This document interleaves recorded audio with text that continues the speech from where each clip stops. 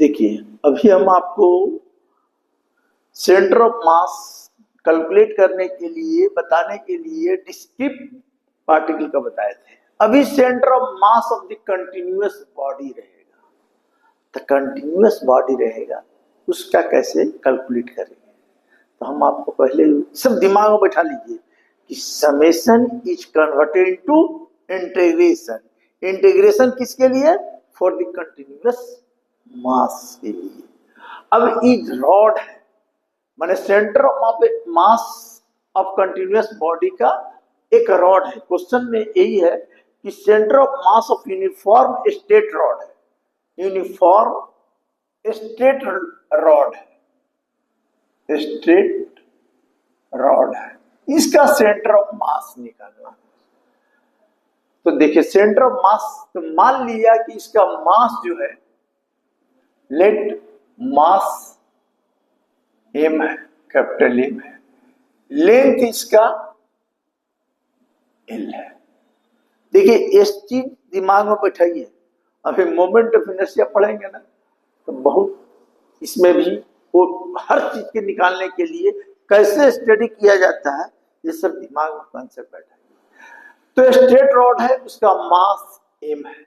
हमने आपको बताया कि जहां कंटिन्यूअस बॉडी का अगर सेंटर ऑफ मास निकालना है तब फार्मूला होता है एक्स कोऑर्डिनेट के लिए इतना, वाई कोऑर्डिनेट के लिए रहेगा तो 1/m बाई dm कर देंगे, जहां dm क्या है? Mass of element, mass of element है इसको। तो जब भी कंटिन्यूअस चीज रहता है उसको स्टडी करने के लिए हम पूरा हर चीज का स्टडी नहीं कर पाते, समझे? तो उसके लिए हम एक छोटा एलिमेंट लेते हैं। अभी इतना बड़ा रॉड था तो रॉड का लेंथ एल है, ये पूरा लेंथ एल है मान लीजिए रॉड का, ठीक है। तो हम क्या करते हैं, इसको स्टडी करने के लिए एकदम दिमाग में कंसेप्ट बैठाइए कि हम we take an element dx ले लिया एट ए डिस्टेंस x। तो यहां हम लिख सकते हैं मास निकालने के लिए इसका, तब मास निकालने के लिए क्या होता है तो देखिए आप लिख सकते हैं मास पर यूनिट लेंथ पर मास कितना हो जाएगा भाई, तो कैपिटल M बाई L, ठीक है। इस मास के लिए क्या होगा, मास ऑफ एलिमेंट रहेगा। मान लो एलिमेंट लिया है x दूरी पर, तो इसमें मल्टीप्लाई कर दोगे तो क्या dx ई हो जाएगा dm, यही होता है dm। dm का मतलब क्या, एलिमेंट ऑफ एलिमेंटल मास निकल गया। अब एलिमेंटल मास निकल गया, मेरे को फार्मूला बैठा दीजिए। तो फार्मूला में क्या है कि एलोंग एक्स एक्सिस हम निकाल रहे हैं, रॉड जो ऐसे रखा हुआ है तो जब भी निकलेगा तो क्या होगा, एक्स एक्सिस के एलोन, तो एक्स एक्सिस की ओर एलोन कर दिए, तो इसका जो भी कोऑर्डिनेट होगा वो क्या होगा, तो देखिए इसका कोऑर्डिनेट जो भी होगा वो एक्स कोऑर्डिनेट होगा, वाई कोऑर्डिनेट 0 और जेड कोऑर्डिनेट इसका 0। वही एक्स हमको निकालना है कि क्या आता है, माने इसका एक्सियम जो निकाले हैं तो इन निकाल कर देखते हैं। तो देखिए हम क्या कर रहे हैं, यहां से निकाल रहे हैं, इस सब दिमाग में बैठा लीजिए। एक्सियम बराबर क्या होता है 1/m, एक्स रहने दीजिए और dm का वैल्यू आप निकाल लिए हैं क्या, m बाई l, l हो गया dx, dm निकल गया। अब देखिए m कैंसिल हो जाएगा तो बच गया क्या 1/l x dx। अब हम बोले थे कि समेशन को इंटीग्रेशन में बदल दिए। अभी हमने स्टडी क्या किया, सेंटर ऑफ मास निकाल रहे हैं। देखिए सब समझिए, सेंटर ऑफ मास निकाल रहे हैं तो सेंटर ऑफ मास का हम फॉर्मूला बैठा दिया। हम भी टेक एन एलिमेंट लिया, इसका मास तो हमको dm चाहिए, dm का मतलब मास ऑफ एलिमेंट चाहिए, तो इसके लिए हम मास ऑफ एलिमेंट इसको बैठाया कटकुट किया। अब इसको इंटीग्रेशन, अभी इतना का स्टडी किया था x दूरी पर, अब यहाँ होल कर देंगे तो इसका इंटीग्रेशन ले लेंगे 0 to L। क्यों 0 to L लेंगे? क्योंकि पूरे x एक्सिस का निकालना है, समझे? तो इसको हम लोग क्या करेंगे, 0 to L इंटीग्रेशन ले लेंगे। तो देखिए इसका 0 to L लेंगे तो आप इसका इंटीग्रेशन पढ़े हैं, इसका इंटीग्रेशन क्या पढ़े हैं, इसका इंटीग्रेशन होता है x² 2 0 to L। पहले अपर लिमिट बैठेगा 1/2 बाहर आ जाए तो 2L, तो ये क्या हो गया, इसका अपर लिमिट बैठा दो, तो अपर लिमिट बैठाओगे तो क्या होगा L², इसका लोअर लिमिट बैठाओगे तो 0², तो ये कितना हो जाएगा L² 2L कैंसिल, तो कितना हो गया L/2। तो मतलब एक cm आपको निकल गया x कोऑर्डिनेट पर L/2। y कोऑर्डिनेट पर क्या है, y कोऑर्डिनेट का तो 0, z कोऑर्डिनेट का क्या है, ये भी 0। तो सेंटर ऑफ मास क्या निकल गया, सेंटर ऑफ मास रॉड का इतना भर देने का हो गया, समझिए? तो ऐसे कर दिया। अब देखिए यहीं पर आपको हम बता दें, ये देखिए ये सब चीज जो है आपको दिमाग में आइडिया रख लीजिए। जो मैं कैलकुलेट किया हूं, centre of mass of A continuous body for a straight rod है, ले लोगे एक्स एक्सिस की ओर, जो निकला वो हम कैलकुलेट कर दिए। अब इसी में हम आपको बताते हैं कि अगर कोई कह दे कि देखिए ये तो ऐसे हो गया, एक इंट पर ले लिया, अगर देखिए आपको सेंटर ऑफ मास ये हो गया, अब कहते कोई यहां देखिए इसमें भी अगर ऐसे लिए, अगर ये रॉड है सेंटर से ले लिया, तो सेंटर से जैसी लोगे तो देखिए सेंटर से लोगे तो याद रखना कि जब अबाउट सेंटर लोगे तो इस केस में खाली लिमिट बदल जाएगा। लिमिट क्या हो गया, तो पहले लिमिट जो था ये पूरा रॉड L था, तो L/2 एकदम हाफ इधर हो जाएगा, इधर हो जाएगा, तो एक लोअर लिमिट जो आ जाएगा माइनस में आ जाएगा, अपर लिमिट प्लस में आ जाएगा, तो बाकी सब सेम रहेगा। अगर सेंटर से रहेगा तो चेंज हो सकता है। तो आप हर चीज का मतलब कभी भी निकालना होगा centre of mass of continuous body, तो आप ऐसे ही निकाल सकते हैं। अभी देखिए आपको इस चीज में अगर कह दिया कि सेंटर ऑफ मास निकालना है, देखिए यहाँ पर आपको, लेकिन हर चीज का देखिए सेंटर ऑफ मास हमको निकालने कह रहा है, सेमी कहता है कि centre of mass of uniform circular wire, uniform देखिए यूनिफॉर्म सेमी सर्कुलर वायर, देखिए इसको समझिए, सेमी सर्कुलर वायर कर रहा है। तो देखिए सेमी सर्कुलर वायर का मतलब क्या होता है, तो देखिए ये क्या है भाई, semi circular wire of radius r है, ठीक है, रेडियस r है, इसका सेंटर है।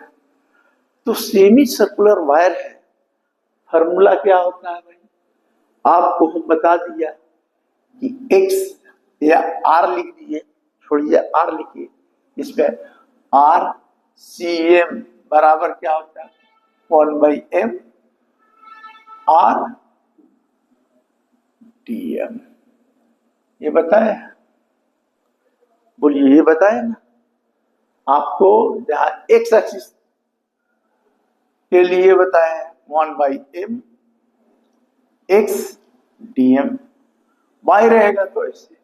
अब इस सर्कुलर यूनिफॉर्म सर्कुलर वायर है, यूनिफॉर्म सर्कुलर वायर है। अब तो बताइए कि यूनिफॉर्म सर्कुलर वायर है, तो हम यहाँ इसको जैसे हम कंटिन्यूअस बॉडी है, तो हम आपको बताएं कंटिन्यूअस बॉडी के लिए देखिए यहाँ पर हर बहुत चीज मान ले, यहाँ पर एलिमेंट लिया दिया, एलिमेंट पहले स्टडी करना है तो इसको काट दिया। अगर इस यूनिफॉर्म सर्कुलर वायर है, अगर ये थीटा है तो ये कितना हो गया, डी थीटा। ठीक है, अब इसको हम काटे, देखिए इसको हम काटे हैं, इसको ऐसे ऐसे भी कर सकते हैं। तब बताइए ई कितना होगा। तो आप पढ़े हैं, बहुत पढ़ते हैं, थीटा बराबर होता है क्या, एल बाई आर। तो ई आर हो गया, तो एल बराबर क्या हो गया, आर इंटू थीटा होता है ना, ये पढ़े हैं। तो एल बराबर आर थीटा। अब रही सवाल कि हमको फार्मूला है 1/m आर डी एम, तो एलिमेंट लेना है, तो एलिमेंट लेना है तो देखिए अभी तो हम लेंथ था, मास था, इस केस में मास मान लीजिए m है, ठीक है, तो मास, ठीक है, तो यहां पर मास ऑफ रिंग लिख दिया, मास ऑफ रिंग कितना लिखा, m, ठीक है, मास ऑफ रिंग ले लिया m, रिंग नहीं क्या, सेमी सर्कुलर वायर है, चलिए वायर जो है वही लिखिएगा, mass of semi circular wire, semi circular wire लिख दिया, m लिया। अब बताइए इसका r रेडियस है, r इसका रेडियस है, मान लीजिए r कैपिटल R तो r, तो r रेडियस है यार, तो आप जानते हैं कि जिधर एंगल रहता है वो क्या होता है, r cos थीटा, और इसके ठीक परपेंडिकुलर r sin थीटा। बोलिए इसको भी समझने में दिक्कत है क्या, तो बहुत हम करते आ रहे हैं, जिस तरह का एंगल रहेगा। अच्छा ये हो गया। अब बताइए कि अब पहले r इसका रेडियस है, r रेडियस है ऑफ सेमी सर्कुलर रिंग का, radius of semi circular wire लिख दो, वायर, ठीक है। देखिए कुछ नहीं है, अगर आदमी को समझ में कंसेप्ट है तो बहुत हिसाब बना सकता हो, किसी तरह का कोई प्रॉब्लम नहीं होगा, लेकिन अगर कंसेप्ट नहीं है तो कुछ नहीं होगा। अब यहां पर हम इस सेमी सर्कुलर वायर है तो मास m है, तो हम देखना चाहते हैं कि मास पर यूनिट लेंथ कितना आएगा भाई, लेंथ, तो मास लेंथ कितना होगा, तो ये है कितना भाई, ये हमको निकालना है लेंथ इस पर, तो तुम बताओ कि है कितना, 2πr पूरा होता है सर्कल का, ये आधा है तो कट जाएगा, तो कितना हो जाएगा πr, यानी πr, तो मास पर लेंथ कितना हो जाएगा πr, समझ में आया। मास पर लेंथ मेरा m/r आ गया। अब मास ऑफ एलिमेंट लिखने के लिए क्या लिख दोगे, जैसे वो ये मास ऑफ एलिमेंट क्या लिखोगे, बोलिए ए, तो क्या होगा m/πr इंटू r, आई क्या होगा, ये कितना हो जाएगा डी थीटा, डी थीटा हो गया, यही मेरा डीएम निकल गया, ये मेरा डीएम निकल गया, ये मेरा डीएम निकल गया। बोलिए कंसेप्ट समझ में आया कि नहीं, ये मेरा डीएम निकल गया। हमको निकालना है सेंटर ऑफ मास, तो देखिए आर सी एम बराबर 1/m, आर ये हो गया, तो आर हम लिख देंगे एक्स कोऑर्डिनेट, देखिए एक्स कोऑर्डिनेट तो रह दीजिए एक्स कोऑर्डिनेट क्या है भाई, तो आर कॉस थीटा। एक्स, अब एक्स कोऑर्डिनेट क्या है इसका, r cos theta.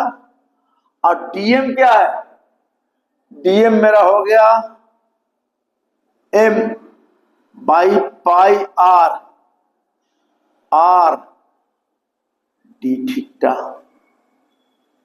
M m cancel, तो एम एम कैंसिल, तो क्या हो जाएगा 1 ए भी, आर आर भी कैंसिल हो जाएगा ना। हाँ, तब बचेगा क्या, एम एम कैंसिल भी हो गया, तब बचा क्या 1/पाई, ये कितना बचा cos theta d theta, r a को बचा ना, तो आर भी लिख दीजिए। अब इंटीग्रेशन कहां से कहां तक करोगे, देखो एलिमेंट लिया यहां, तो इंटीग्रेट पूरा सर्किल रहता था 2 पाई, यहां से यहां तक कर लोगे तो 0 to पाई, तो 0 to पाई। अब 0 to पाई करोगे तो आ जाएगा r बाई पाई। कॉस का इंटीग्रेशन क्या होता है, साइन का कॉस, कॉस का इंटीग्रेशन साइन, साइन होता है, तो साइन थीटा 0 to पाई। पहले अपर लिमिट बैठेगा, तो बैठाओ भाई r बाई, कुछ छूटा नहीं ना, अगर छूटेगा तो नहीं आएगा, तो देखो साइन कितना हो जाएगा pi minus sine 0, sine 0 0, sine pi बराबर क्या होता है, साइन पाई बराबर क्या होता है, साइन पाई बराबर होता है 90 प्लस 90 कर दो, तो कॉस 90 बराबर, कॉस 90 भी कितना आता है, जब देखे तो इसका वैल्यू 0 आता है क्या, इसका वैल्यू एक्स कोऑर्डिनेट पर क्या आता है 0 आता है, एक्स कोऑर्डिनेट पर 0 आता है, देखिए 0 आता है, ए भी 0 ए भी 0, साइन 0 0 है, ये 0, देखिए यहाँ साइन 90 प्लस थीटा बराबर हो जाएगा कॉस 90, कॉस 90 0, ये भी 0, ये मल्टीप्लाई हो जाएगा तो 0, मतलब एक्ससीएम जो निकाला, ये जो एक्ससीएम निकाला एक्स कोऑर्डिनेट कितना मिल गया मेरा, एक्ससीएम आ गया 0, एक्ससीएम 0 आ गया, एक्ससीएम 0 माने सेंटर ऑफ मास जो निकला हमारा वो 0 आया एक्स एक्सिस। अब हमको क्या निकालना है, सुन लीजिए, अब हमको निकालना है एक्स एक्सिस का, निकालिए इधर, हम निकालिए बाबू इधर, अब इसको निकालेंगे इधर वाई एक्स। तो देखिए समझ में आया, अगर कोई भी पूछेगा कि calculate the centre of mass of continuous body for uniform semi circular wire, concept आपको इस समझ में आया कि नहीं। देखिए हमने क्या किया, फिर एक बार हम समझाते हैं, mass of the semi circular M है, mass of the semi circular wire का एम है, लेंथ इसका कितना होगा भाई, तो हाँ लेंथ पूरा टोटल कितना होता है 2 पाई आर, तो सेमी सर्कुलर है तो लेंथ क्या लिखेंगे पाई आर। अब रही सवाल कि अब इसका निकालना है कि ए, तो आपको हम उस दिन भी बताए हैं, देखिए पोलर कोऑर्डिनेट में ऐसे पढ़े हैं आप, हम बहुत आप लोग को बताते हैं, पी कोई पॉइंट है, ई थीटा है, समझे, ई आर है, तो इसका कौन है, ठीक है, जो कि हम आर, अच्छा एक चीज आई की तो हो गया पोलर कोऑर्डिनेट के हिसाब से, और वैसे भी थीटा बराबर एल बाई आर होता है, तो एल बराबर क्या होगा आर, हमको ई निकालना है। मान ली ये जो एलिमेंट है डी थीटा लिए, थीटा था, तो ये इससे जो काटे हैं तो ये डी थीटा हुआ, तो वो बैठा दिया, और जो निकला एलिमेंट वो डीएम कहलाता है। अब एक सीएम निकालना है, एक एलोंगे एक्स एक्सिस जो सेंटर, तो कुछ नहीं किया है कि एक्स के